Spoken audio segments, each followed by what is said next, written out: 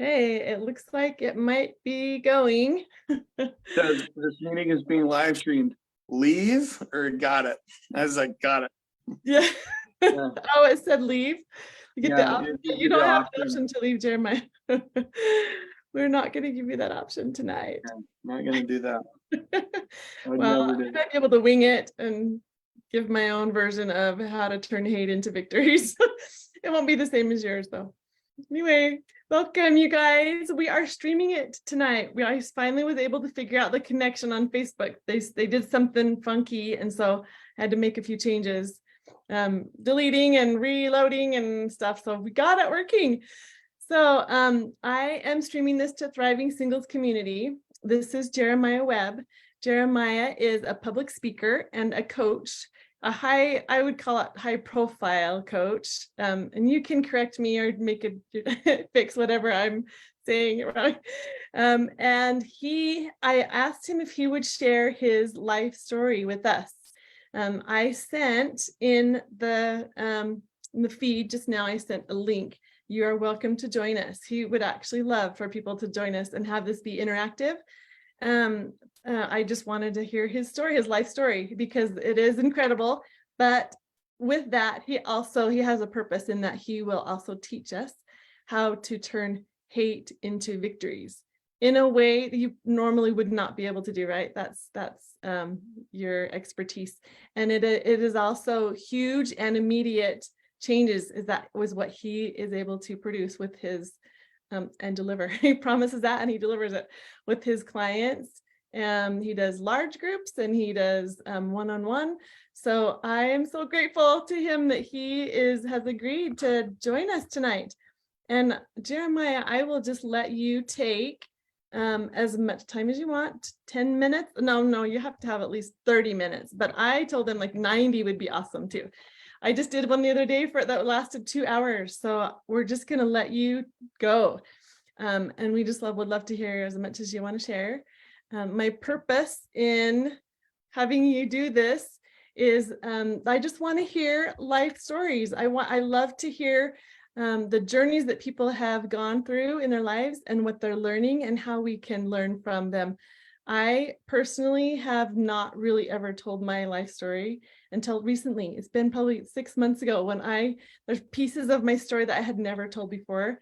But when I did tell it, I realized, I don't know why I was hiding behind it, because it was always bringing up so much shame and pain for me.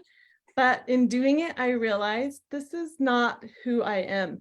This has not made it. Well, some of the events have formed me to be who I am today, but that's not my identity. And so why was I hiding behind those in shame? They were situations that were outside of my control. And so as I've been starting to share my story, I realize how healing that is for us and how much we can gain from just owning our stories and learning from them. So I know that Jeremiah has done that with his own life in a lot of different situations, and he's learned a lot. So he's going to share with us. I also want to invite you on this call, if you would like, you can turn on your cameras. He would love to see your faces. And Jeremiah, you can do, let's see, I can do the, what is it called? Anyway, the screen that shows everybody. Yeah, that's great. Yeah, The even if gallery, it's that's what it is, the gallery view. You can do the gallery view. Yeah, But he would love to see your faces, and I'm just going to let you take over, Jeremiah. Thank you for being here and sharing this with us. yeah, and let's just see how long it goes. Some of the in-person trainings I do with the big companies will go 12 or 14 hours a day. Yeah, no, so And, you don't have. and by the end, everyone's like bright-eyed and like bushy-tailed and still going.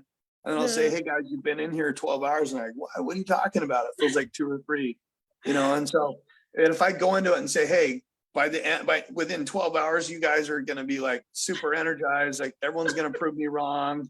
Within 3 hours, I'll be bored, so you can't tell them until after you take them through the experience. So cool.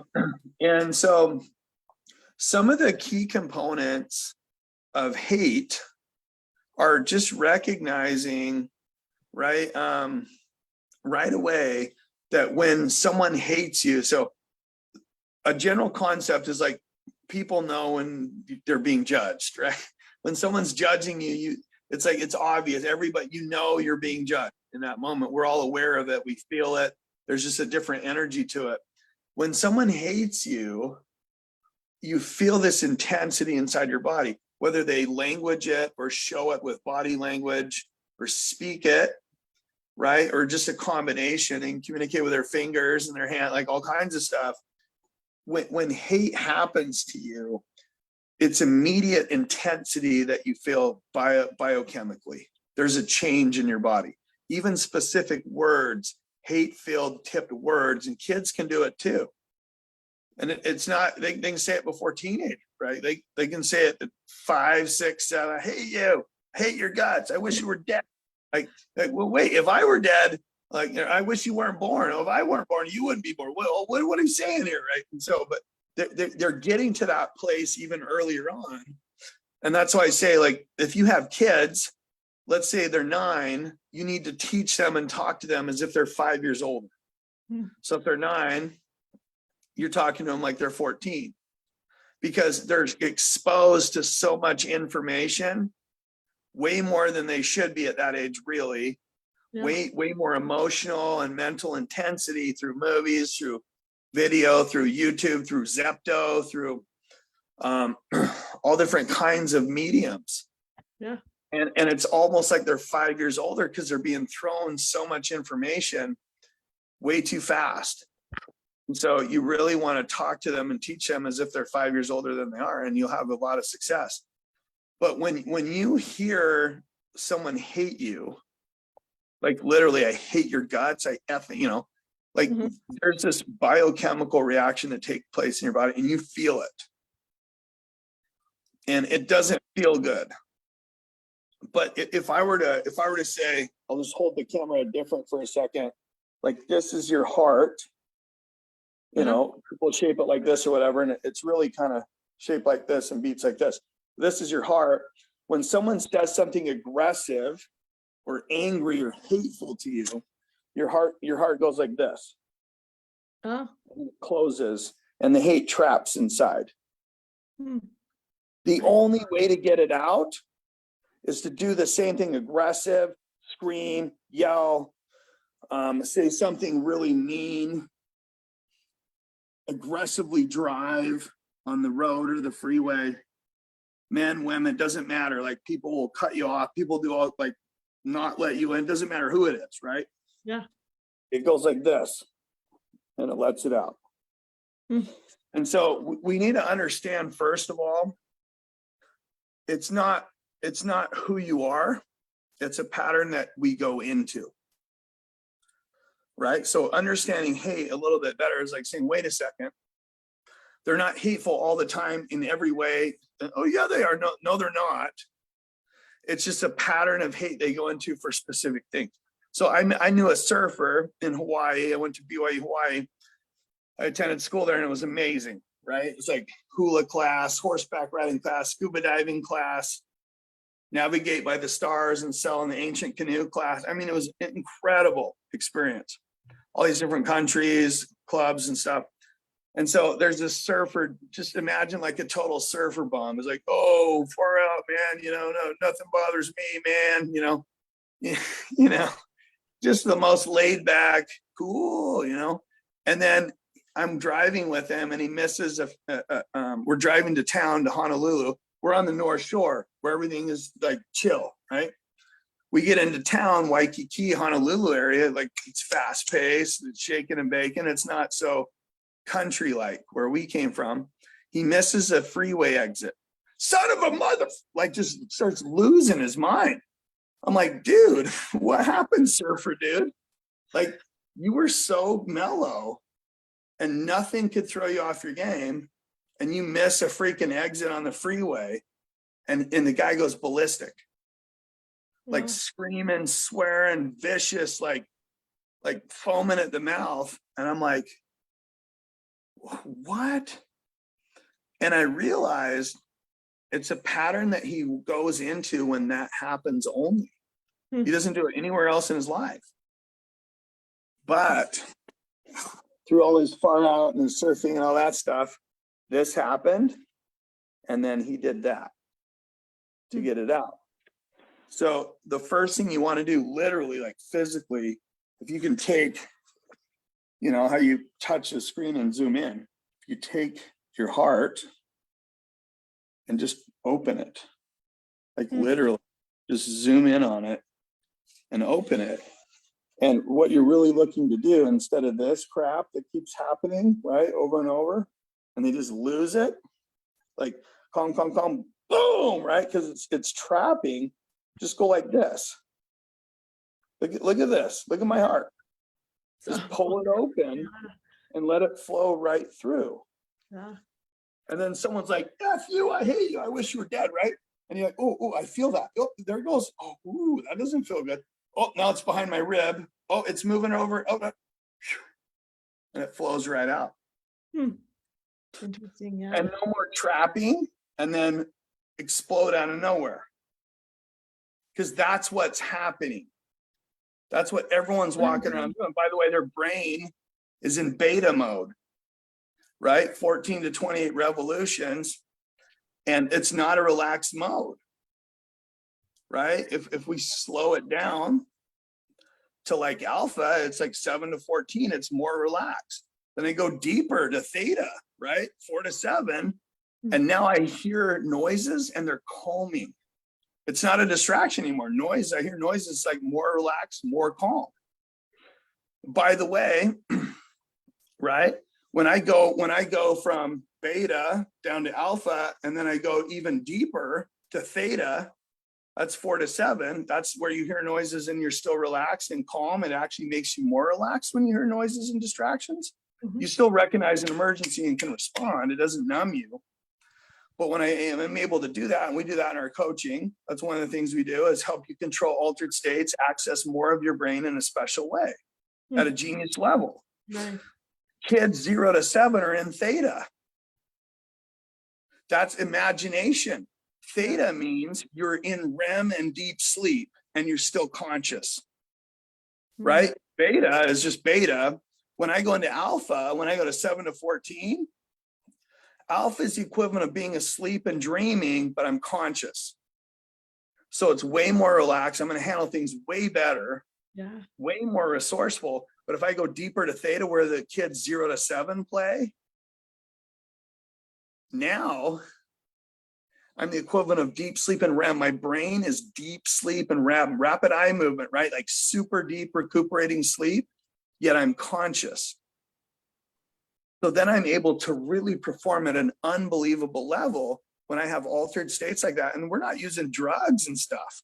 There's a whole movement in Utah. People are pounding psilocybin and mushrooms and ayahuasca. It's like, dude, look, if you're into that, I would never use it. I would never recommend it, because here's why.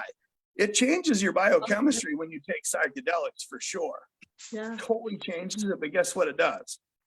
As soon as it wears off, you're back to who you really are. And if you're not taking and improving who you really are, you're just going to have to keep taking stuff. And by the way, taking that stuff is like, oh, it heals people way faster than humans can. Oh, maybe it unplugs it, right? You don't feel it anymore. Doesn't mean it's not there. Doesn't mean that pain and trauma isn't there. If it's plugged back in, you're immediately going to feel it again. So what I would say is, like, if you want to get to altered states, there's powerful ways we do that. That's natural. You don't need any biochemical changes and alterations. And we got 5 powerful chemicals in our body, like norepinephrine, for example, that we can elicit and make happen and open up just through deep thought, deep concentration. Oh my God. But understanding that biochemistry, when someone screams, like, your heart's open now, so it's just going to like flow through you and then eventually just flow out. Or you can grab onto it, and instead of trapping it and pushing it out, trapping it and pushing it out, you grab on it and say, ooh, this is intense. Like, I feel a lot of hate right now. And especially like an ex, like people that really hate you sometimes, like those can be really bad, and they're getting everyone else to hate you too, right? You know you're a powerful force. It's like, oh, they needed 5 people to hate me. Wow, I must be a force for good. That's a compliment. Thank you.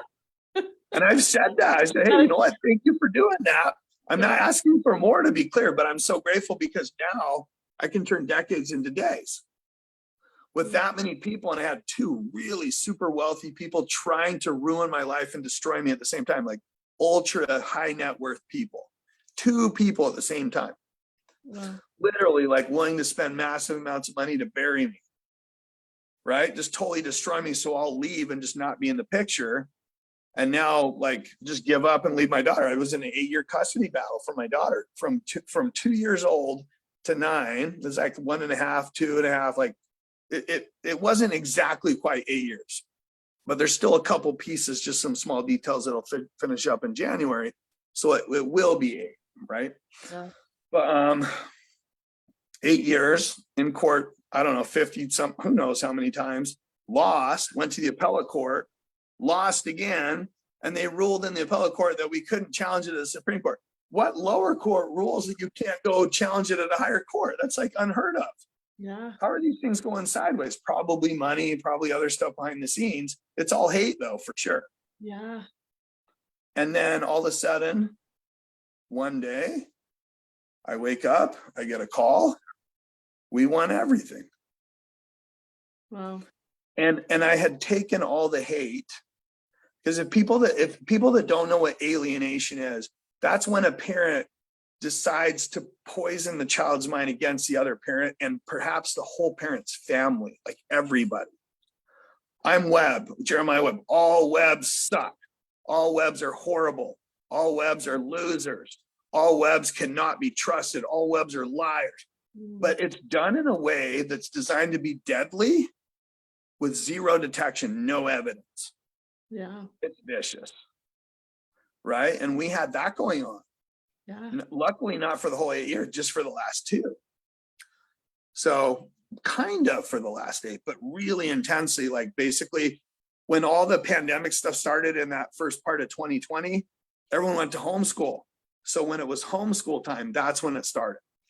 Oh, I got them all day. Let me just teach them this, and what school's teaching. Hey, Jeremiah, did I interrupt you for half a second? What's that? I want to interrupt you for 1 second. I know there's some people that have come on that didn't hear from my first instructions when they first came on, that you're welcome to turn on your cameras. And Jeremiah, if you want to, I'm sorry about this pause, but if you want to see who's in here, I think that would be fun too, to see if anyone that wants to introduce themselves, have it be a little more interactive. If you're okay with that. I know at the first you expressed to me that you wanted to see who's here. We can take the break, or we can just, however you want to do it. I just wanted to give you that suggestion that go ahead and facilitate it, whatever you think is best. I'll just follow it. I was just thinking, I'm so excited that these people are here, and they might not know that they can interject, is what I was thinking, or even just share your questions in the chat or whatever. If you guys feel like turning on your cameras, you can introduce yourselves. We can see who's here. And like I said, yeah, if you have any comments or questions for Jeremiah, you can tell he's a powerhouse. And his arm, he was telling me the story of this arm. This poor guy, huge bruise. You have to tell us about your arm. Anyway. Yeah, I was doing, I always stretch out before I lift, and I didn't stretch out my chest, and I was just going a little, I usually go really light. I don't need to go heavy. Like if you do a full wrap and squeeze and get all the blood in there, all the food, right? You don't need to even go heavy. You can, but you don't need to. And I just was like, oh, I'm going to go heavy. And then I came down and it was like this whole pack just goes in like that. And I think the weight went onto my bicep. I thought I'd ripped something or tore something. The doctor's like, no, you're good. It's just like a pulled muscle. I'm like, it felt like it pulled off the bone. He's like, no. It'd take more than that to pull. I was like, okay.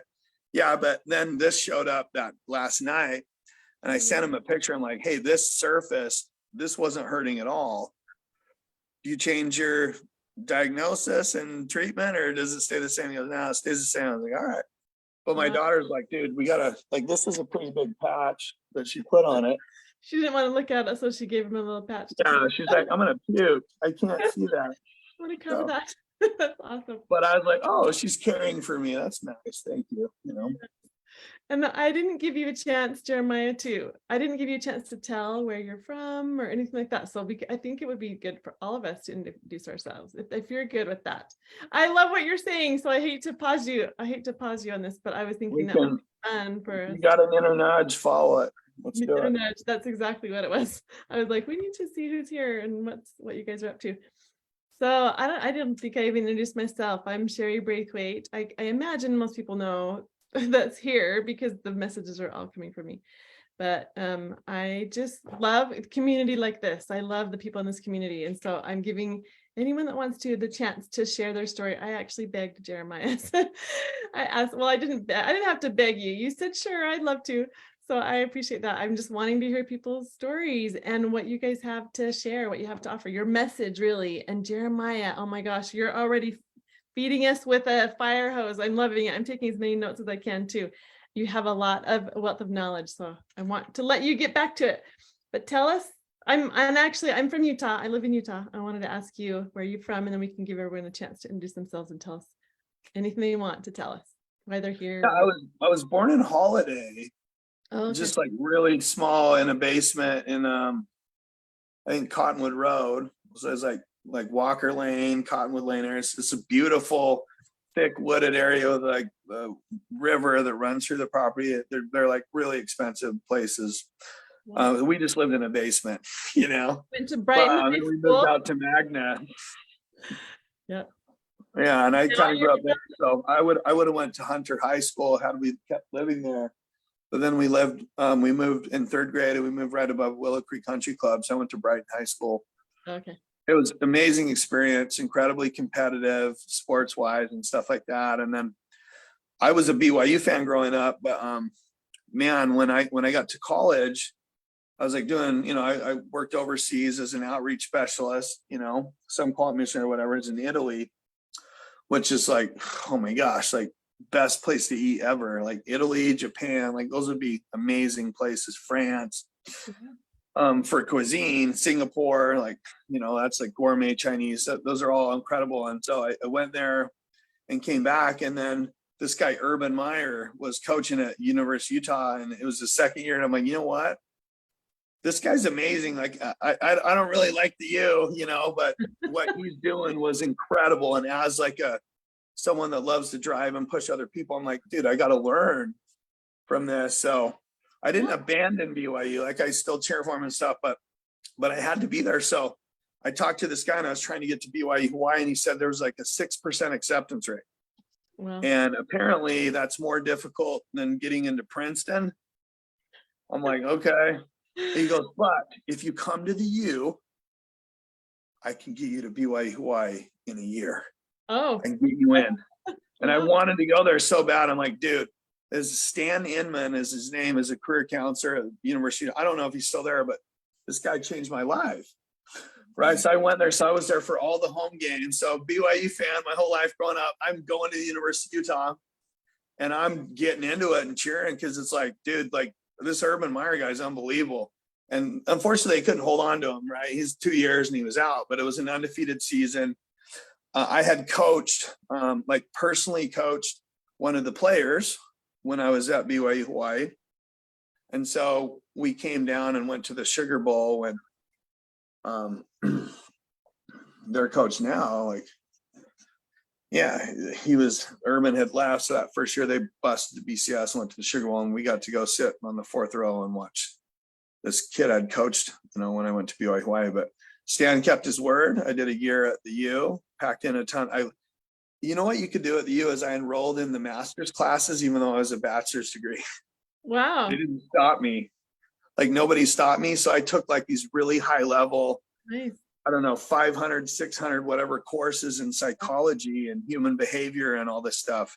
Awesome. A lot of stuff I still use it now. Like most people don't use their degrees. I do. But then at BYU Hawaii, I was like, I'm going to go the whole 4 years. I don't care that I've knocked out a year. You know, I'm going to go the whole 4 years. Yeah, I did. So you're a doctor, Dr. Webb? Are you a doctor? No. I got a bachelor's, and then I went to Thunderbird School of Global Management. So I was the #1 international business grad school in the world for like 26 years. Awesome. And they didn't have an online program. So they kind of like really started struggling financially. And then they were purchased by Arizona State University and given their own technology campus. But our professors were all in the field. All our MBA professors were making 800,000 plus in field and high level C-suite level positions all over the world and teaching. So imagine that, Sherry, you could literally get hired by any of your professors, start at like 200,000 or more. Gosh. Just like that. It was like, it's like Hogwarts. Like everyone teaching like is good, is really, really good at what they do, but like business. Yeah. So I did that and I was in the financial industry and I started like working and mentoring and training people. And then they're like, hey, could you do this with this and this and this? And I eventually ended up in high net worth area of the financial industry, working with people at 10 million or more. And I was like, they just loved me. Like I remembered all the stuff. I was like really sentimental. And then I took a position in Ingersoll ran a senior director position, 120 people, 6 billion of revenue coming through our division. And I met a really high level executive and was like, dude, I need you to mentor me. I promise I'll literally do whatever you tell me to do. And 2 years into it, he's ending the relationship. So if you've ever had a mentor that you really loved and learned like so much from, and you can hear like, hey, you know what? You've learned everything I can teach you. You've literally implemented every single thing I've shared with you. Like, and you're like, dude, no. Like you might learn something in the next week and then share it with me. Like, let's keep this going. I'm like fighting for my life. Yeah. To keep this mentorship. And he goes, no, you don't understand. I want you to mentor me now. And I was like, what? What are you talking? This is 11 years ago. I was like, what are you talking about? He's like, dude, the last 3 months, everything you've asked and said during our mentoring sessions, I've written down and used, and it's made me a bunch of money and given me more success. Wow. I'd like you to mentor me. What do you want me to pay you? So cool. And I'm like, Sherry, in that moment, like, what do you say? Like, yeah. 3,000 a month, done. I was like, oh, I should have said more. Why didn't I say more? Like he was on fire. It was in the zone. I should have said more. Why didn't I just say more? And so that's what it was. And it's like, we've been doing that arrangement ever since. And then it's like, hey, I have this buddy. Hey, I have this buddy. Hey, I have this pro athlete. But he, you played and done all these sports. So like maybe, and so on. It just started going like that. And that's how I got into what I'm doing now. But I had to live everything. Yeah. So everything I guide people to, I've either done or I'll go find the situation you're going through and I'll literally dive into it somewhere and go through it at the same time that you are and like figure out a really fast, powerful way through it. But hate is what gets you through it faster than anything else. When someone hates you, it's like, think for a second. They hate you like you have this intense energy. In the moment of someone hating you, do you want to go to sleep? No. Do you want to lay down and watch Netflix? No. In the moment of someone hating you, you're alert. You're sitting up straight. You're like, what is happening right? What the hell is happening? Why is this happening? Like you have immediate energy. Yeah. Use it. Yeah.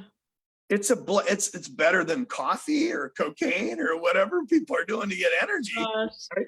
So it's like funny. You have it in that moment when someone hates it, you have immediate energy. Use it. Wow. Do you know what, Jeremiah, what you're saying is to ponder, to take massive action, to think through it, to get curious.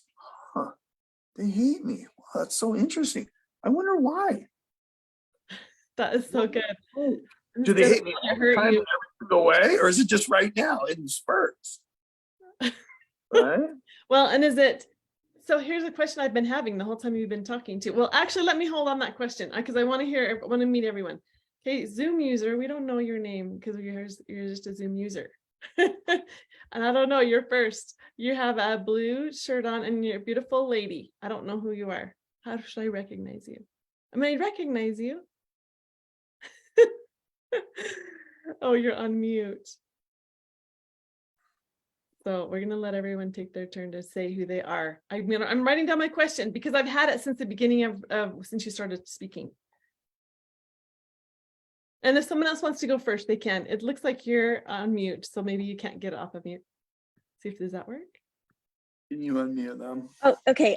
Did I get off mute now? Sorry. I might have done it. Yes. Okay, I didn't realize my name wasn't showing up. Okay, so it's me, Allison Ingebretson. Oh yes, Allison, of course. I have Hey, Ellie, how are you? Good. How are you doing, Jeremiah? Great. Great to hear from you. Yes. And of course, I just have to throw out there that I'm also a Brighton Bengal, and I think we were a year apart, Jeremiah. Yeah. So we I were was rivals. 90. Oh, where were you, Sherry? I went to Bingham. Graduate. Yeah, 88. Okay, I was 96. Okay, yeah, long time before you guys.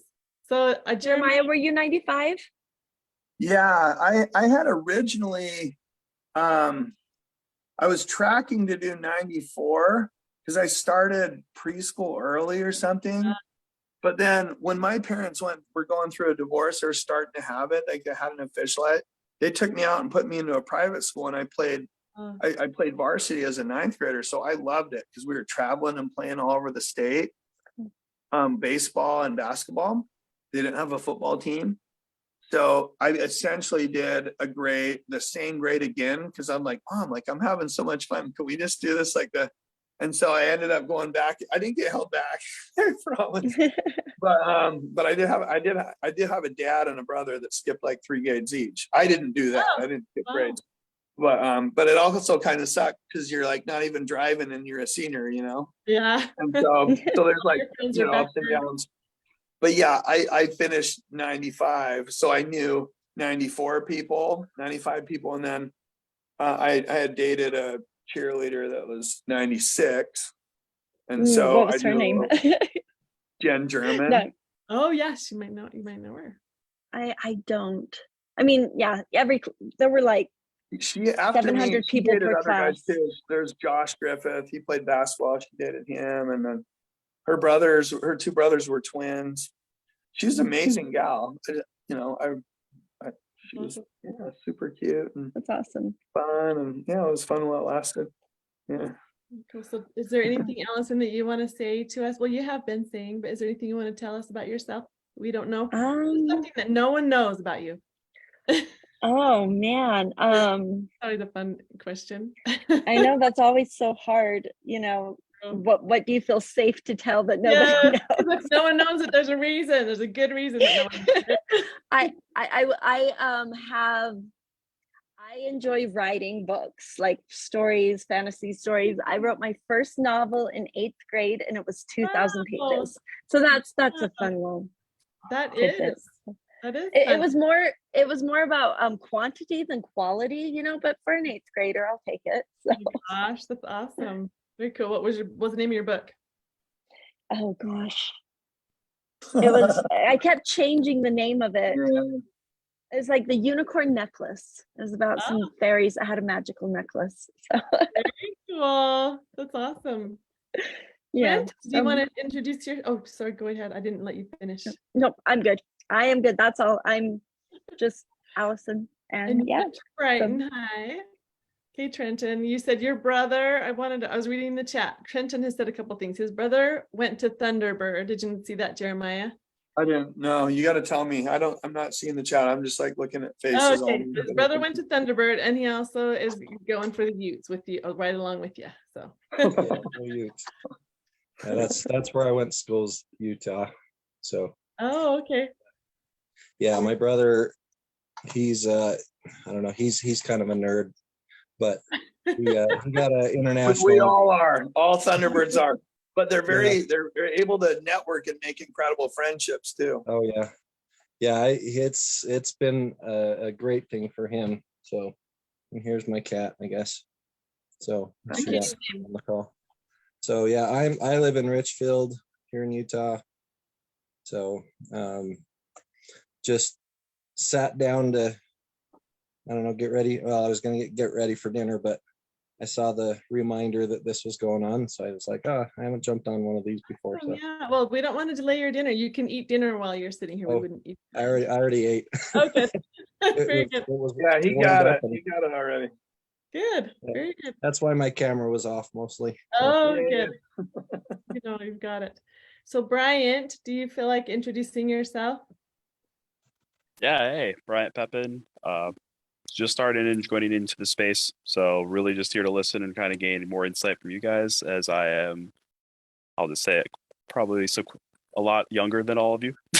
Yeah, well, I'm just me. I'm like grandma age compared to these guys. I'm like over 10 years older than you guys. Did you hear me say that? I graduated in 88 and you guys are like 95. So yeah, I'm 90, I'm the older. 94. So Brian, when did you graduate? Last year? High school 2011, so Yeah. we're in 2016 Yeah. for college. So That's 11 years because my daughter was born in 2011. So it's awesome. And Bryant, yes, he has an interest in coaching. He's actually in this group because he wants to learn from the other coaches. So I know that you can relate to that, Jeremiah, of when you were first into this, the excitement of learning and anyway, helping others. Like that's how he feels right now. And he just wants to help other people and learn it. So we're glad you're here, Bryant. And yeah, glad to be here. yeah. And Sharon, do you feel like sharing yourself? This is my cousin, Sharon. No, it's not my cousin. Sharon, are you going to say hi? She's my coach. She's a coach. Hello. She might not even hear. Sharon, this Sharon is not my cousin. My cousin is Sharon Callip is her name that I don't know. It's her another name. Anyway, Mailer is how I know my cousin Sharon. Okay, Anyway, can you hear me? there you go. Yes. Hi. Okay, so I have you all beat because I graduated in 1987. Oh, okay. I did not know that. Yeah, I grew up in Thousand Oaks, California. September birthdays actually made the cut, not like Utah. Oh, okay. And September. so, yeah, I graduated at 17. Wow. I was not because everybody goes, oh, you're one of those. And I'm like, no, I'm not. A super senior. No, that wouldn't be a super senior. It would be the opposite of super senior. Yeah, Super senior is so- when you go for extra years, right? Nope, didn't do that either. Well, Are the good. super seniors the ones that are held back? Super seniors are the ones that go, yeah, they go like 13, 14 years. Yeah. Yeah. So, and Sharon is a coach. She's a life coach, a relationship coach, dating coach. And she was interviewed a couple of days ago. She told us her life story the other day. So got to hear that. So anyway, okay. So I'm going to let you take your time back, Jeremiah. I just keep interrupting you, but I like to connect. That's what I love about these calls. So I appreciate you letting me interject on occasion. Yeah, and any coaches that have questions, I mean, just throw them out because I've been doing it for 11 years. Yeah. My company's called Epic Parent. And really it started with my mentor saying that, as I mentioned earlier, like, dude, you need to mentor me. And I'm like, you're over 7,500 people. Like he's a C-suite executive and they were grooming him to be the new CEO of this multi-billion-dollar company. And it was just. So now I'm curious, Jeremiah, how did you get to that? So I'm only going to make assumptions of your life. I wonder, like, your parents, were they extra encouraging, or did you have to fight for your independence? I'm just curious how you got to be in this powerful space, if you know. So a few things that are like different about me is when I was 5, I stole a pack of gum from Smith's and I got caught. And this guy was like giving me the business. He's like coming up, he's like, empty your pockets. And I emptied everyone except for where it was at. And I pulled it up like partially. So I was like fighting to like not get busted, even though I was busted, right? And so he starts into it. My mom's like, here we go. It's like, cause she's like, you don't know my son, but whatever. So she's just sitting back watching this. Oh, yeah. And, and she's buying bran to help her digest. And I'm writing poop helper at 5 on the side of the bran. And she's, oh my gosh. And so she's seeing that. And then I got this Bubblicious, I think it was strawberry something Bubblicious. And he's like, well, you know what we do to thieves like you is we take you to jail. And I was like, well, then I'd turn into Incredible Hulk and just break out. And he's like, what? And my mom's like, it's your turn, because I'm just like, I always find a way. like always, Awesome. always have. And then he's like, well, we would hunt you down. We have special netting that can control Hulk. We'd use SWAT. We'd bring in all the special forces. Eventually, we'd trap you and net you down with helicopters and stuff. And we would take you to jail. And I literally said to him, without it skipping a beat, I said, well, then I'd turn into Superman and I'd fly away. And he goes, I'd find a way. and my mom just started laughing. She's like, it was worth a try. Good luck. You know, you can't get this kid. You can't trap him. You were born with it, it sounds like, or somehow, yeah, you just had it in you. That's awesome. So that was one feature. Another feature is I thought everyone could feel all the feelings inside of everyone else. Trauma, mistakes, regrets, excitement, and then around their network of people that they talk. I thought everyone could feel that. I can feel that. I've always been able to feel that. So I would say stuff and get fired, or say stuff and people would get pissed and I wouldn't understand why. Well, people are protective of trauma. They don't want you to know about a lot of stuff they got going on inside. I could just feel it. I'm not hacking into people, but I can literally, and now I've worked on it so hard for so long, I can feel all the buildings all around me and all the people in the buildings and into their relationships and their cousins. And they're like, I can feel everything. The only people I have not been able to feel, like 2 different people that were mass murderers. And I figured it out because there's such high psychopathy, nothing flows out. And they're closed off in a high psychopathy way. We're like, well, I killed him, but he deserved it, you know? And some Navy SEALs are like that. They're high psychopathy. And like, that's why they're so successful. Like, yeah, I cut off his ear, but someone had to, you know, like they don't feel bad at all. Yeah. Interesting. And so I came across a few of those, but how I really, once he turned me on to mentoring, I was just relentless. I just started like working with 30 to 40 people a day. My wife would literally bring me 4 or 5, 6 meals. I would mute my microphone while I'm using the restroom and just go. And so I'm at like 13,500 and something. I looked at the CRM people that I've worked with one-on-one in the last 11 years in 8 different countries. And I just was like, I have to help everybody.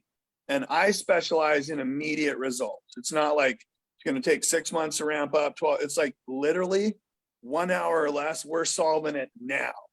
And I don't solve the problem. I solve why the problem is a problem. And the women love that because they're like, they don't want someone solving the problem. Like, stop trying to solve it. Right? But if you solve why the problem is a problem and let them fix their own crap, they love you. Yeah. That's such a powerful, deep level of understanding that they've never had, most likely, that they're just like, oh my gosh, this is amazing. Like, he gets me as well, or maybe better than I get myself. And that was the other piece. But I had to learn when and how to share. You don't have to tell me anything on a coaching call. I already know. But when I share and how I share, initially it was like 95% of people didn't want help. They just wanted to be understood, right? And then that 5% are like, give it to me straight. I want, just tell me, right? And then the other people, it's like you have this massive rapport, and in moments of deep, powerful rapport, you just sprinkle a little bit. But now I've attracted the clients that are like, they're all high energy entrepreneurial parents because they're willing to sacrifice, parents because they're not selfish, and I can get them results twice as fast. No offense against those that don't have kids, but once you have a human, maybe they're second, maybe you're third, you finally start caring about someone more than yourself. It's true. And you know sacrifice. You understand what it is. And once you know that, I can do so much so faster. But I can still work with people that aren't married. But it requires open mind for sure. I bet you have better results with people who have an open mind to say, teach me, bring it on. Because if there's tell me, but because you're the one that. And I never say who I'm working with. It's like an attorney-client privilege. I don't tell anyone anything. I'm a vault. Yeah. If they say, hey, I'm working with Jeremiah, okay, great. But if you meet someone and they're on absolute fire, and they're getting jaw-dropping results, they're like, how did you do that? Me or someone like me is working with them. Yeah. So one guy was really vocal about it. A year ago, his wife left him.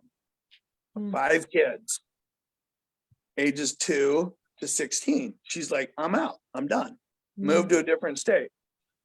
And I'm like, and his first response is, kids, she's mentally ill. And then crying and grief and massive suffering, right? He didn't see it coming.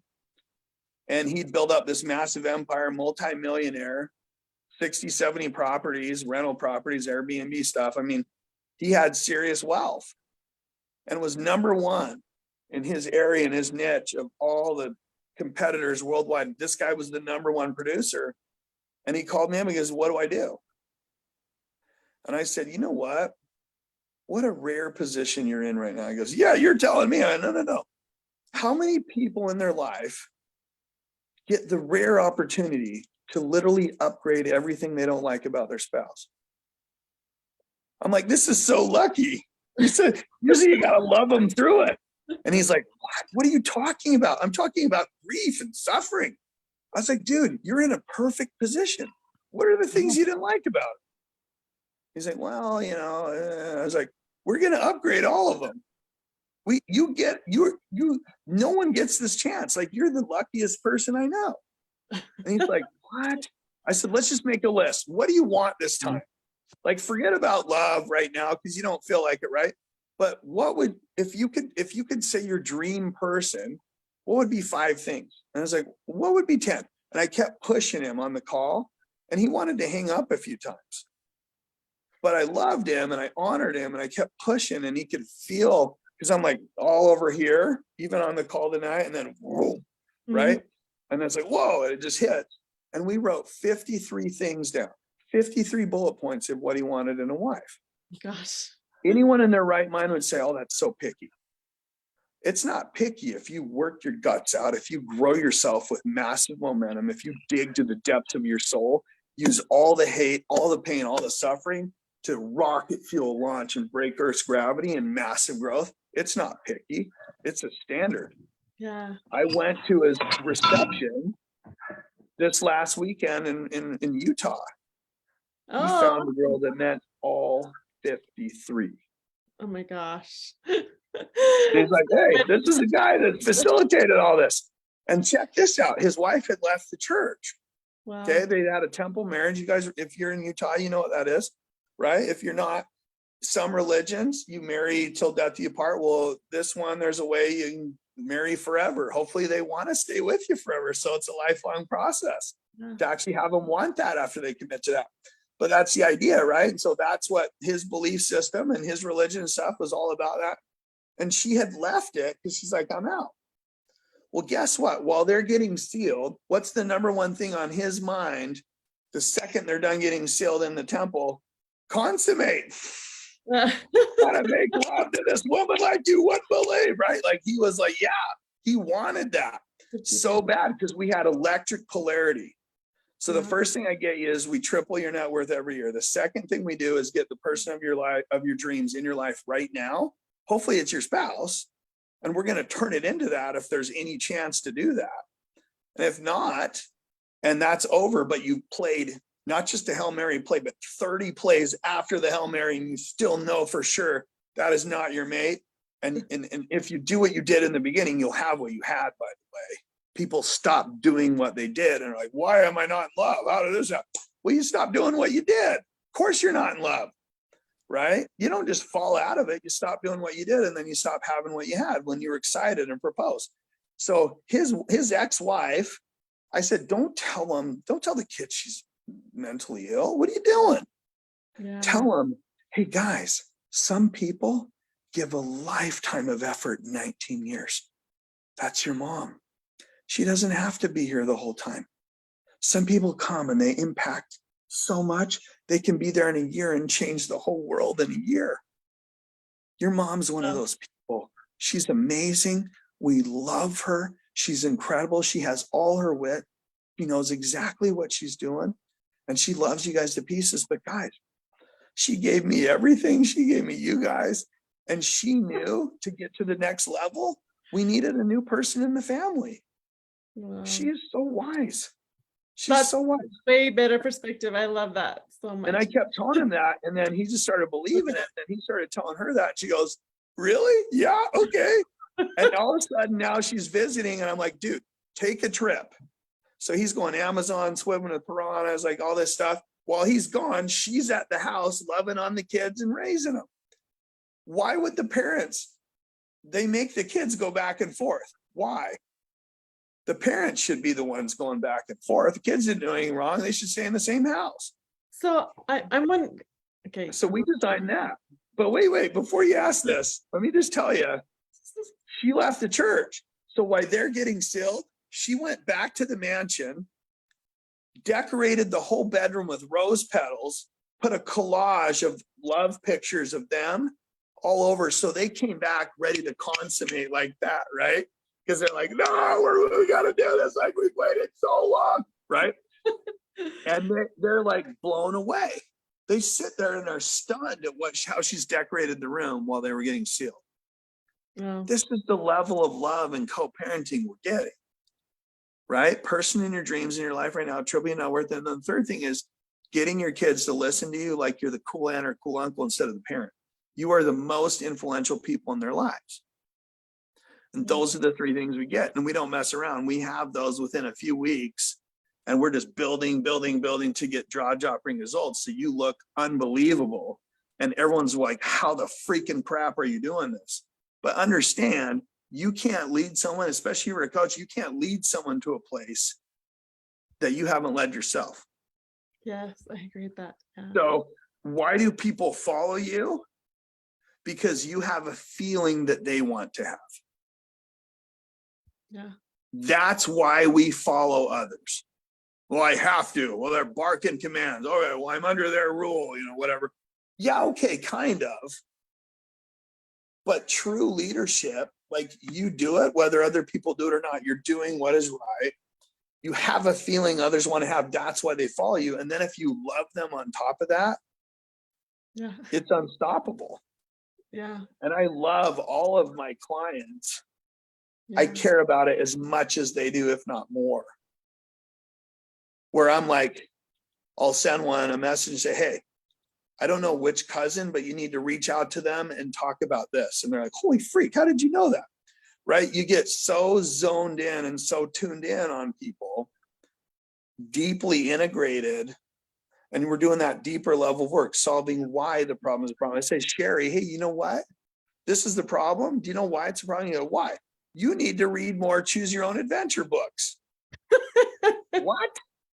Yeah. Okay. You're at a cave. Do you go further down the cave? If yes, go to page 53. If no, go to page 32. If you decide to go back, go to page, you went back, you are now dead. A snake was on the path, right? And these choose your own adventure books, that's all you need to do. You do that, your problems will solve themselves. So I'll do things like that. That's cool. And that's a deeper level of work. And then sometimes they'll go help other people or they'll use it with their, and then I also have a step away CEO program where we clone the leader, we clone the business owner or whatever. Mm-hmm. They step away, it runs without them and they get paid more than when they were going into the office. And they can only mentor or give advice to their employees when their employees ask. If they don't, and they're like, ask me, freak, like they're freaking out because they want to tell them what to do. They're not allowed to. So I do that too as a business piece to help you triple that net worth, because then we're building and designing, creating new businesses and stuff like that.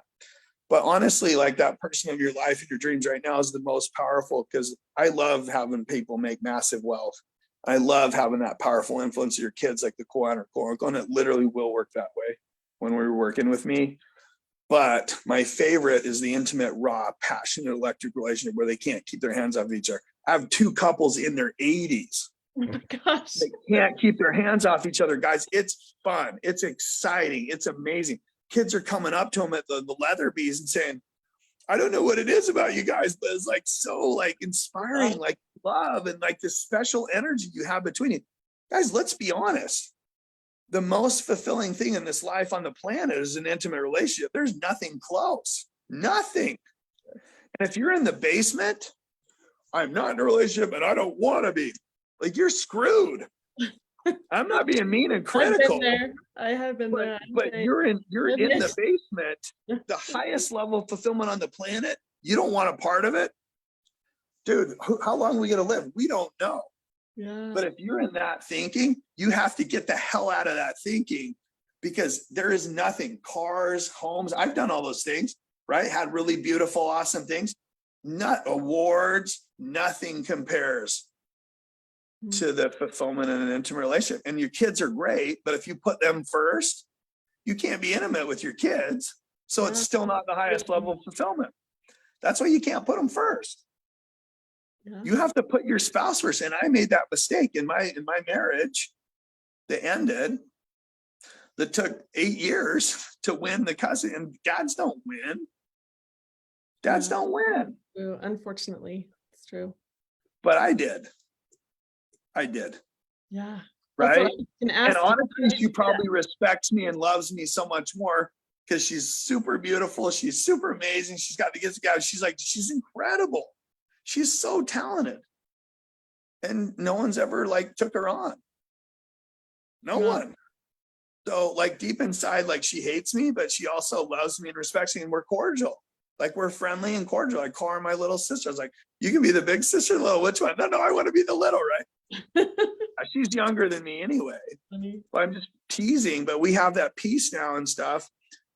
And it's so powerful. And sometimes you got to beat people to have like that friendly cordiality. And then other times that's where I help you catch it so much faster, you know, and save you guys decades and turn decades into days.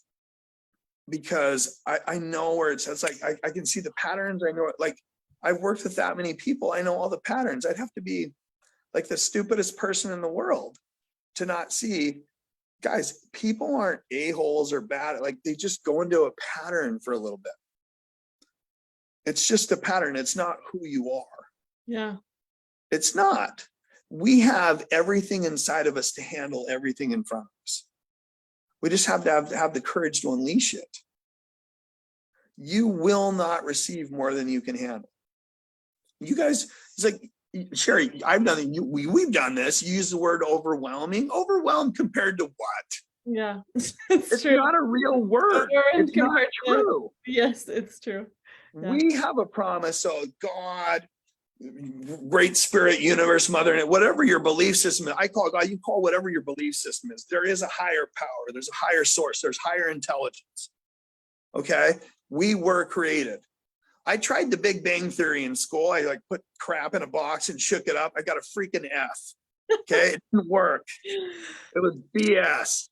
Right. And I was like, oh, this is brilliant. Like I can just do this in 10 seconds and have an awesome project. It didn't work. And so it's just like understanding we were created. That creator will not let us receive more than we can handle. It's not possible. Anything that happens to us, we can and will handle. And we just have to unleash. It's already inside of us. We just have to unleash it and be courageous and stand in that moment. It's like, oh, it's too much. You don't know how much you can take. Come on. This is true. When I was at Thunderbird, Obama had brought in some new initiatives that caused student lenders to go out of business. If you guys have been to college or grad school, or like, I didn't do the doctorate, I didn't do a PhD thing. It looked kind of cool, but I was like, I got a PhD in results, right? I'm doing like my other thing. But it's like, my student lender went out of business. Well, how often do you fill out a FAFSA for financial aid? Once a year. What happens if your lender goes out halfway into the year? You can't fill out a new FAFSA and get a new lender. So I imagine this, Thunderbird's expensive is like $40,000 a semester or something, which there's colleges that cost so much, but I think it costs them like 220 grand to go there. Okay. And I came out into a position getting 180 or something. So I was like, okay, that's not bad. Right. But I was about to have to leave school. I was in my final trimester or whatever. It was a 2-year traditional MBA program. I don't know what Bryant's brother did or whatever, but it was a 2-year traditional MBA. And I'm 3/4 of the way into it. So I have all the debt, but no degree. And they're like, dude, you got to pay like 60 grand to finish. And I go to the bank And I'm like ready to rip my steering wheel off and throw it on the roof of the bank because they're like, no, there's nothing we can do. Like, you can't fill out a new FAFSA, you can't get a new lender. Like, you're just going to have to drop out of school. And I was like, dude, this is too much. And I called my brother, my youngest brother. He's the one that skipped 3 grades and was like headed toward a full ride to Princeton. Then he had a rollover accident on the freeway. Like a diesel fell asleep on the way down to Provo and just went like this. And it was either go under the diesel and get ripped up and shredded or swerve off the freeway. He swerved off the freeway, rolled like 6 times, busted his neck up, brain injury, like horrible. He never went to Princeton. Okay. And he was like one of those guys like, I'm not going to take all these pain meds. I don't believe in them. I'm like, dude, take them all. Like, what are you talking about? Double it. He's like, no. I feel like it'll mess up, like I need my wits. And some people just feel that way. I'd be like, dude, whatever will kill me, just put it there and back it off. Just a little, give me that, and he was like, no, I'm not going to take anything. I'll take an Indian healer. I'll do whatever else, a shaman. I'm like, okay, whatever.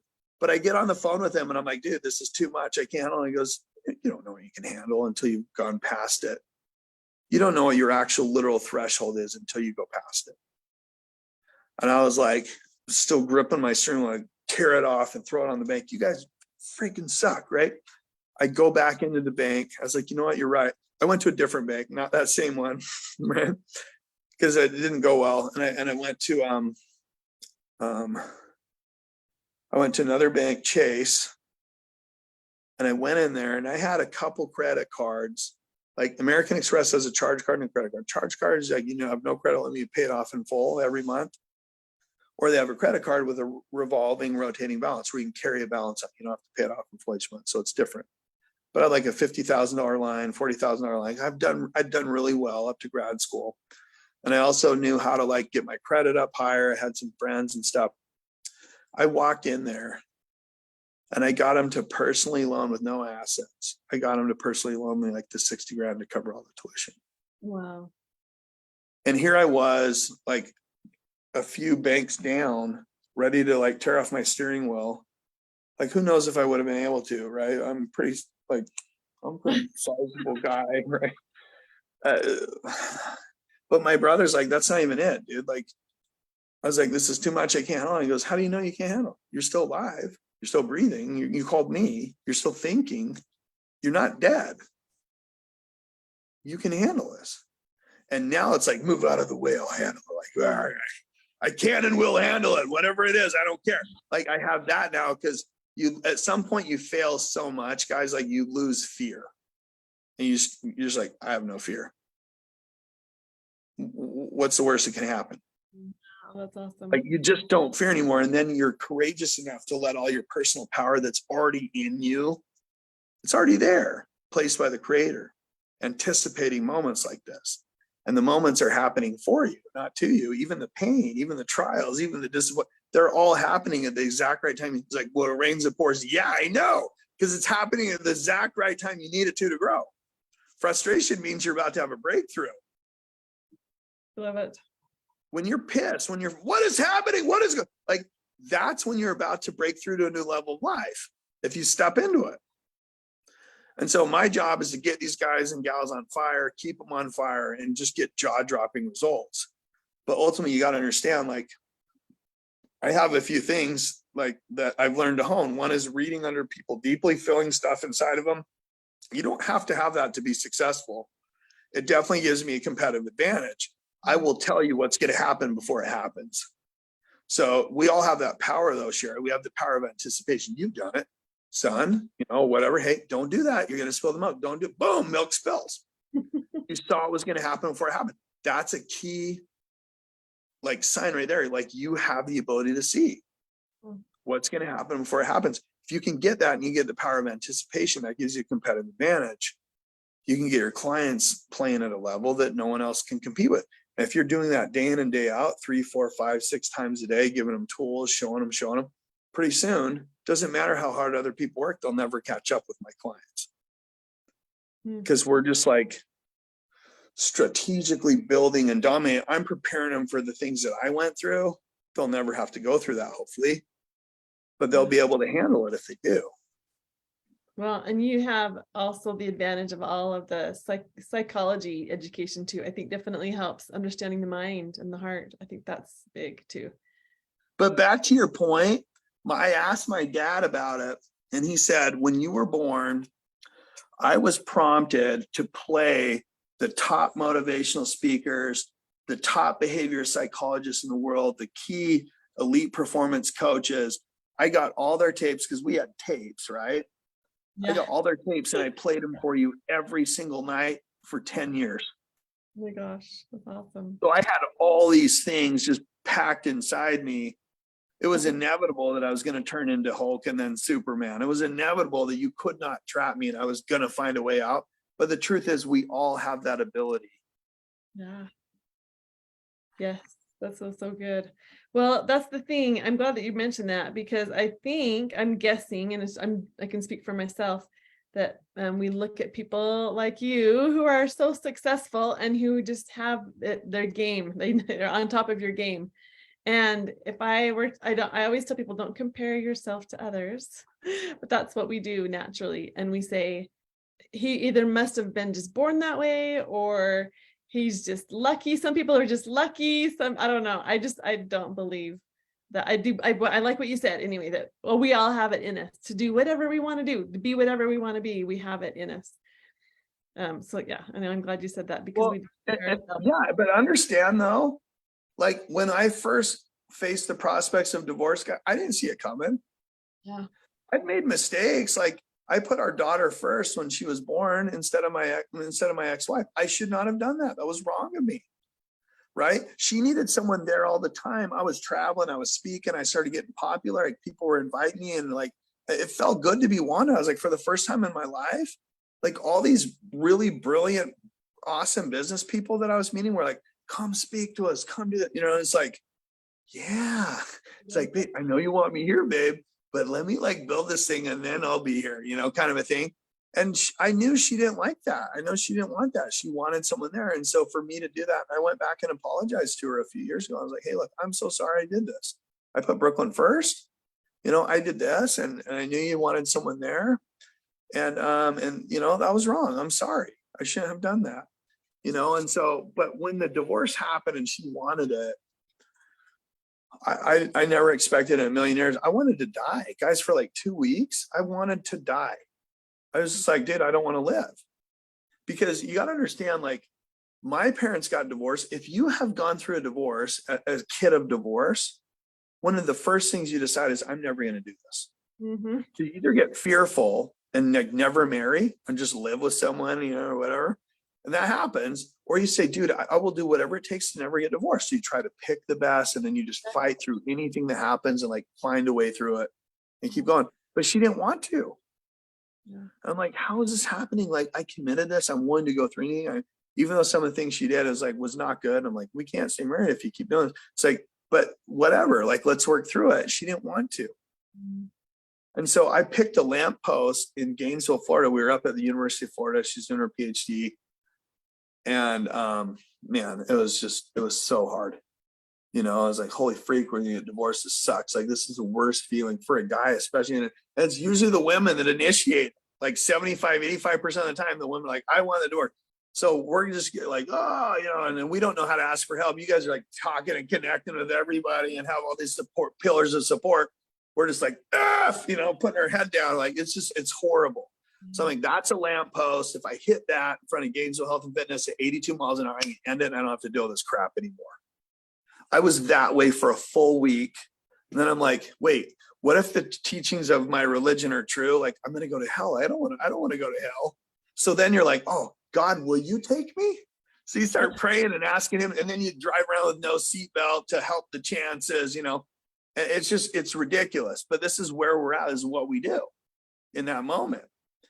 And so, and the end of that, I did that for another week. And then at the end of the moment, I don't know if it was a vision. I saw it in my mind. I saw this moment where my daughter's like 10, 12 or whatever, sitting on a park bench. And this like really cool, like South Korean with a twinkle in his eye, like older man, just like, hey, how's there? Just really nice, amazing older guy. I was like, where's your dad? I heard him ask that, where's your dad? And I saw her hesitate. Dude, if I do this and kill myself, what is she going to have to say? What is she going to have to make up? How's she going to explain where I am? Wow, that's a lot of insight. And this massive pain hit me. Like, dude, what if she never even mentions me at all? What if she never even remembers me? What if she doesn't even know who I am? Like, that can't happen. And I just got like something inside me is like, no, just so angry. And guys, this is where you got to understand, hate is powerful. Anger is powerful too. Don't be scared of anger. If you're an angry person, quit lying and say you aren't. Like, dude, I'm an angry person, right? But when I get angry, I feel totally certain. It's like, I don't know what I'm going to do, but I'm definitely going to make a decision. Like, you get certain and you feel significant. You feel important. And then some people get stuck in the crazy eight where they feel bad that they got mad. It's like, oh, why did I do that? I feel so bad. But then they get sick of feeling bad and weak and they get pissed again. So they get caught in this crazy eight, right? And I was stuck in that. But in that moment, I got mad and something inside me snapped. I'm like, she will never, ever have to make something up. She'll never have to lie. She'll never have to just completely forget me. She is going to know who I am. And then I went back, I like rewind, and I heard her say, oh, my dad's right over there. He's awesome. You got to meet him. He loves South Korean food. You got to meet him. She could tell he was South Korean. I heard that answer and I began to live differently from that day. That's awesome. Everything was different. Now I had purpose. Yeah. Like the how is good, but you're not going to do the how, like the to-do list. You're not going to do a long to-do list. Think of something you're really proud of, like something you're super, super proud of that you pulled off. Was the list long or short of all the things you had to do it? In order to do it, a long list, actually. Super long. If you would have just focused on the list, sure, you wouldn't have done it. Let's be honest. Yes. But you had a really powerful outcome. Like, this is what I want to have happen. And you had a really powerful reason why. The only reason you did the list that long was because you knew what you wanted to have happen. You had an idea and you had this super powerful why. Am I right or not? You need to take the first step, and then that first step turns into the second and the third. And yes. But that purpose, that massive purpose and understanding, guys, we're very motivated. You guys aren't lacking motivation. Someone told me that 3.5 months ago. They're like, oh, Jeremiah, I lack motivation. I need help, man. I haven't been to the gym all year. I was like, so what is that a big deal? He's like, well, I made a New Year's resolution that I would work out 5 days a week. And I haven't been once. And it's was it October when he said this? September, October? I was like, or August, September, October. I was like, wait. Whoa, you haven't been once? He's like, no. I was like, that's not a motivation problem. He's like, what are you talking about? I was like, you were so motivated, you didn't go one single time? You promised yourself, but your motivation was so strong to not go. You didn't even go once. You didn't even get a membership. You didn't even go into a gym.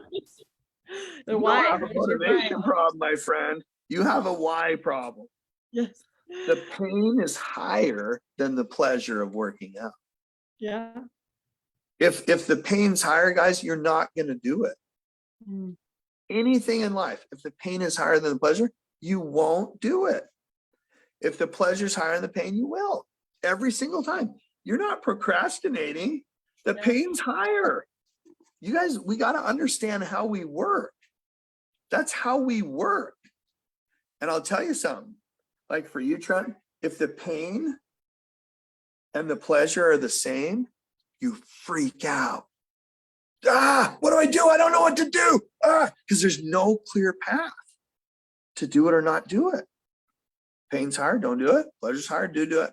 But when they're equal, dude, drives you nuts. You freak out. You don't know what to do. Right? And so just being aware of why we do what we do, how we're driven, and just having that powerful why. You don't need to go through what I did to get that realization. You can listen to me, feel what I'm feeling, get in the same, like connect and listen to what I'm saying and make the same decision in your mind that I did. You don't have to go through your own experience. Don't do that. That's a school of hard knocks. Yeah. Don't do it. It's hard knocks because it's deserving of the name. And guys, let's be honest. What's the survival rate at rock bottom? You don't want to hit rock bottom to change. People don't make it out of rock bottom. The survival rate is really low. Don't go there. Watch someone else burn their life down and like learn and watch and make decisions and raise your standard. Oh yeah, that wasn't a good idea. Okay, I'm not going to ever do that. Like learn from others, you know? And so that's one of the other things I bring is I've been through like some pretty, there's always a worse story, right? But there's always people that it's just like, oh, you're so amazing. You went through it. It's like, guys, like I met people that my story is nothing.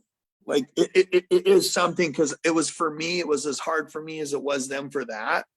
But I met people like they didn't see their kids at all, like the whole time.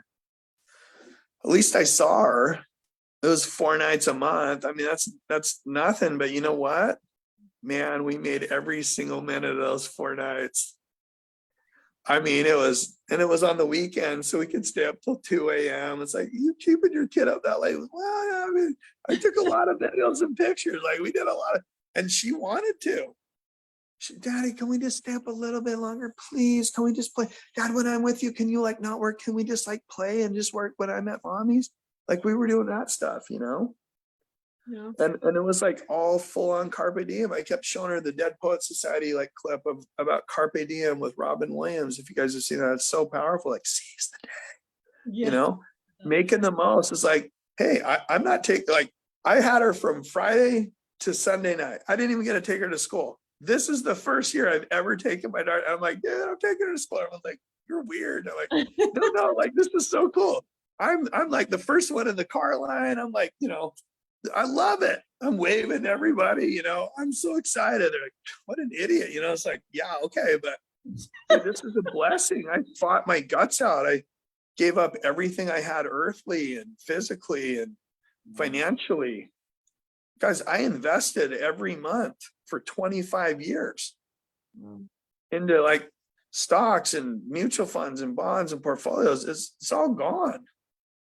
It was so expensive to do this 8-year thing, like court, like I don't even know how I made it. I don't know how, like I couldn't even log into my bank account and look.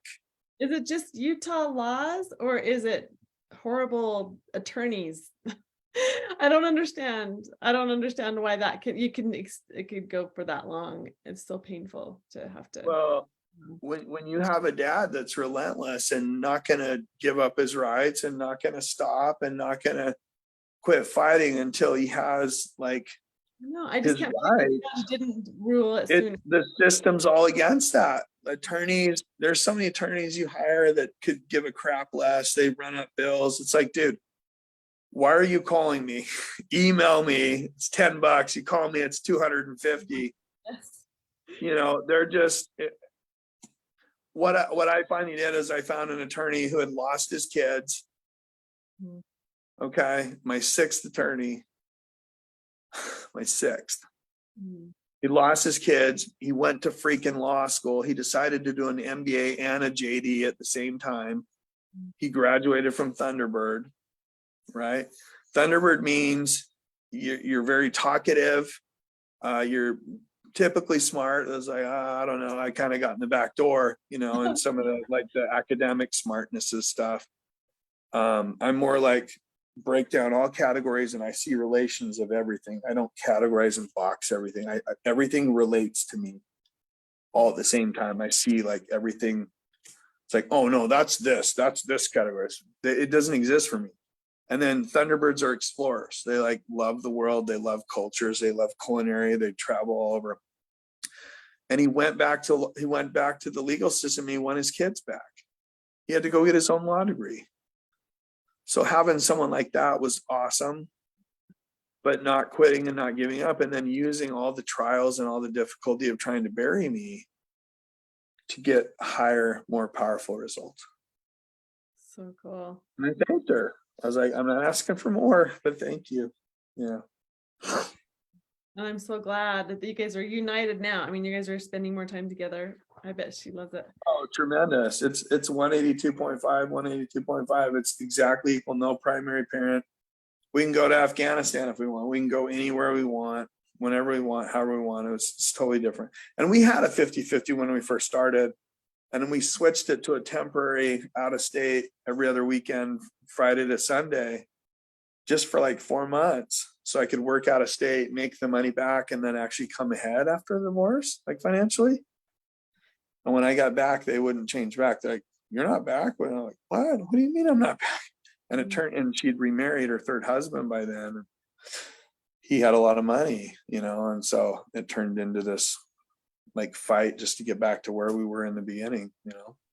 My attorney didn't dissolve in the temporary plan, and it didn't dissolve. And I was stuck in this weird, stupid out of state plan that I wasn't at. I was 5 minutes down the road, I also want to point out something that I also believe in, that are the trials, the things that try us the most are those that make us the strongest.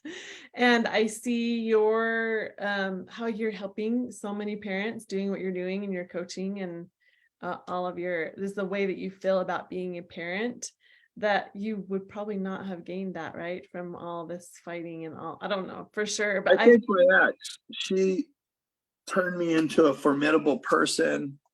She turned me into a much stronger person. We probably would have had a lot longer, a lot even better marriage had I been more strong the way I am now.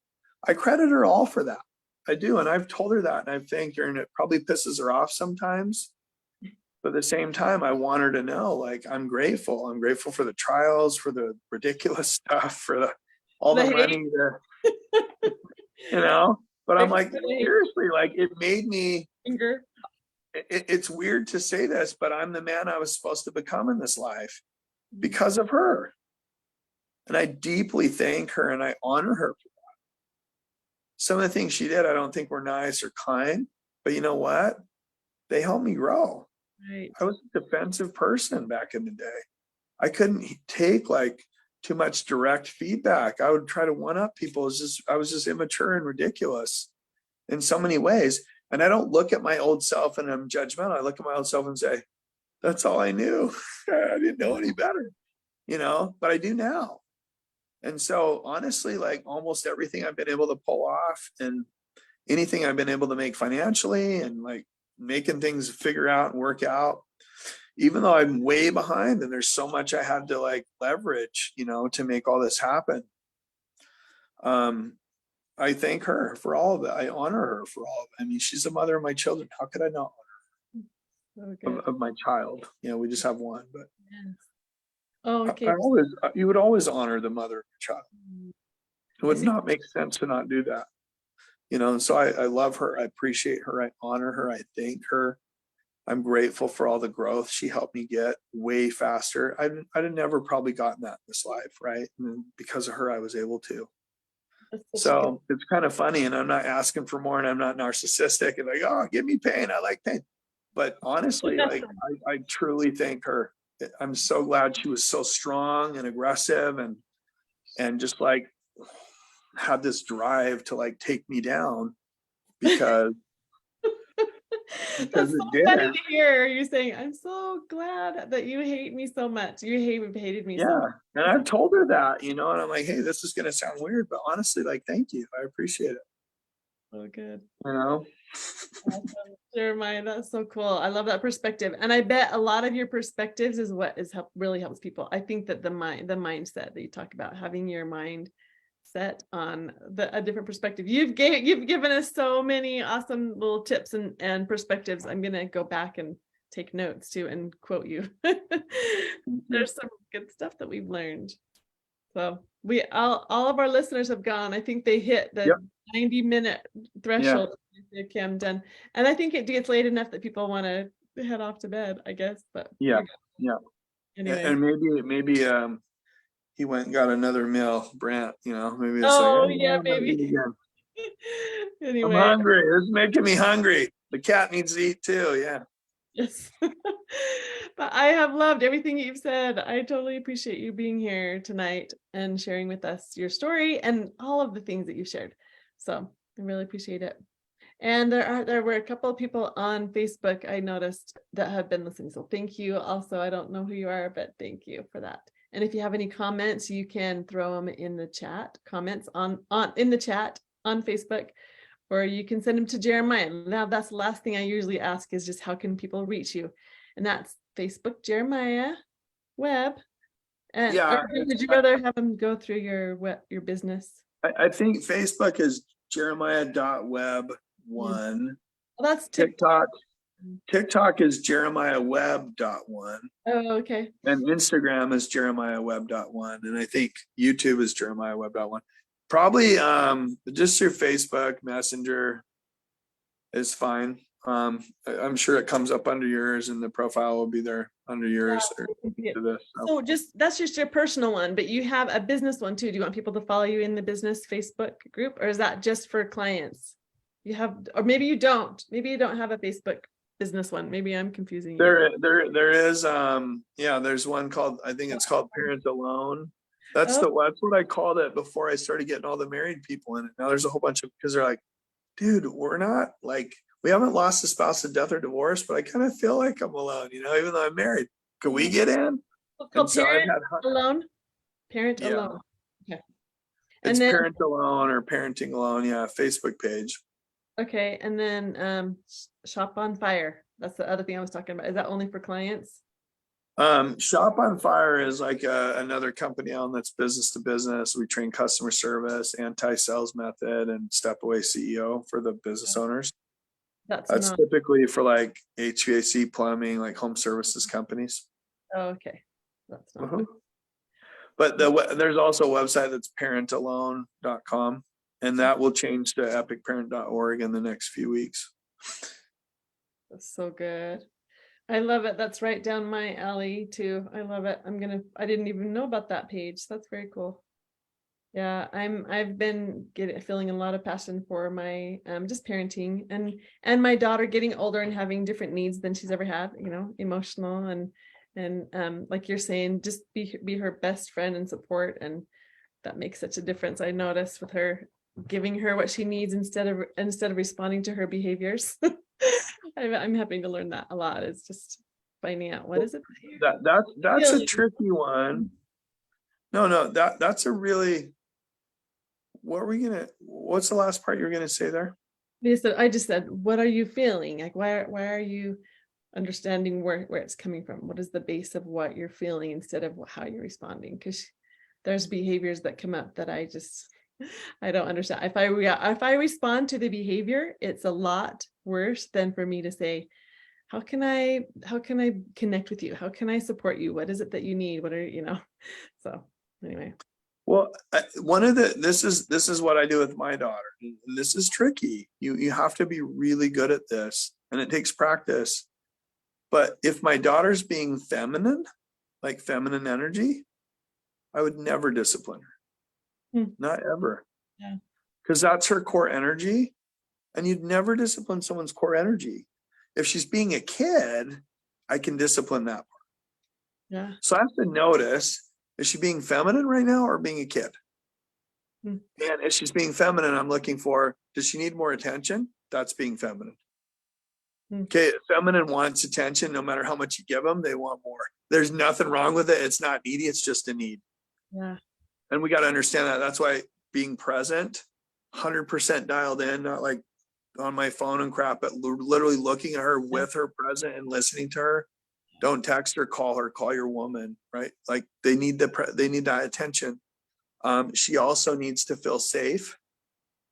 Yeah. Right. Yeah. So I have to like strike some fear in her heart of the world, but do it in a way where she feels safe.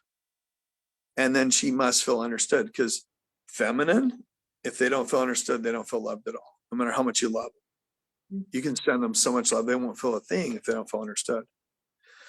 And so if she's just needing more understanding, she's needing more attention, or she's needing more safety, I would never, ever, ever, ever, ever, ever discipline her in those areas. Yeah. Because that's feminine, that's core, that's what she needs. You do not want to start disciplining who someone is. Yeah. But if she's being a kid, like, no, I'm not going to do that. Right? Like, okay. Interesting. Why not? Well, because I don't want to. Like, oh, okay. All right. Well, let's talk about what you can and can't do and what's going to happen if you don't. Yes. Yes. You want to have war with dad? Oh, you want to have war with me? Okay, you're going to lose. Yeah. You want to have war? Really? No, we don't want that. No, I don't want to have. No, don't have war with that. Don't have war with that. Right? But she's like, I mean, understanding that. So, especially with your daughter, and you got to also understand, feminine energy is built to test. It's chaotic. It's all over the place. It's trying to tip things over and see what stands. See who's strong and sturdy versus who tips over. And that would be, if you look at an intimate relationship, like if my woman comes up to me and she's like telling me stuff, maybe even making it up, like just out of thin air, like it's not even real. She's, you did that. I'm like, no, I didn't. I was like, oh, okay, I did. Oh, I sucked. Okay, what else? Tell me, that's all you got. I sucked. That's like, tell me more bad stuff. Come on. What else you got? Come here. I love you more. Come here. Right. And learning that she's like, pretty soon she's just gonna be like, dude, like he loves me even more no matter what I say. I can be chaotic and crazy and everywhere. It doesn't matter. I don't even need to go to my friends anymore. I can go straight to him. Like he can handle all of me. I can't tip him over. I can't hurt him. Yeah. I can't get rid of him. Like he just loves me intensely forever. And understanding that's the game of masculine and feminine. That's the game. Masculine never loses control ever. You're never out of control. I can be angry and fierce, but it's fiercely calm. My women still feel safe, and so the women in my life. So that play is very important. So understanding, look, she's crazy and chaotic and all over the place. That's feminine energy. It's not like one thing at a time, laser focus. That's masculine. Right? It's like I can't multitask, Sherry, but dude, when I get focused and zoned on something, it's going to be fun to watch. Like, right? Yeah. And you have more brain cells than I do. Did you know that? Women have more brain cells than men. That's why you can multitask and do all this other stuff. I can't do that. Right? But understanding, like, she's supposed to be chaotic and crazy. She's supposed to test me. Mm-hmm. It's just a test. Yeah. It's true. I know it does. It definitely helps build character, doesn't it? When you have anyone in your life that works against these characteristics, that's the only way that you can build them, is to have the friction and the happiness. And I told her last week, I was like, you got in my face and challenged me. I'm so proud of you. I'm like a pretty strong, dominant person at times. And I'm very confident and very like intense. I love it.